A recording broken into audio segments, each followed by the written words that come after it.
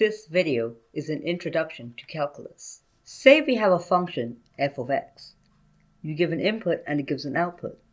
Calculus is all about the relationship between small changes in the input and the resulting small change in the output. So you change x by adding a very small number dx to it. Now your output changes from f of x to f of x plus dx. Now that our input has changed by a small amount, our output would also have changed by a small amount. We call this difference df of x. Here, dx means a small change in x, and df of x means a small change in f of x. The use of d to mean a small change is called Leibniz's notation and is used a lot in calculus. Stuff like dx and df of x are called differentials, as they are infinitely small amounts. Later in the video, I'll show how we mathematically account for the fact that dx and df of x are infinitesimal. So let's try this for a specific function. Let's try it for x squared. As x becomes x plus dx, x squared becomes x plus dx all squared. This can be expanded like so. Now to find the change in x squared, we take our original x squared from this expression. The x squareds cancel out, and we are left with 2x dx plus dx squared. Now remember, dx and df of x are both infinitesimal values.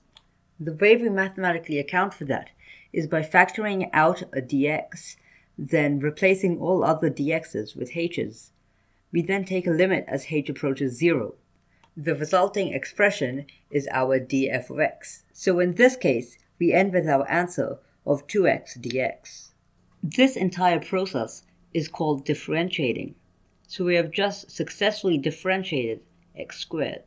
We can even try this with more complicated functions, such as x cubed. The differential of x cubed is x plus dx all cubed minus x cubed. The x cubes cancel out, and we factor out dx from the remaining expression. We set up our limit, which kills all the terms containing a h. We are then left with 3x squared dx. We can even use this process to differentiate even more and more complicated functions. However, using the method we're using, they would quickly become very hard and will take multiple pages to differentiate even just a single function. However, in calculus, we have many theorems and laws that help us differentiate much harder functions. They will be covered in the next video, so subscribe if you don't want to miss it. Bye.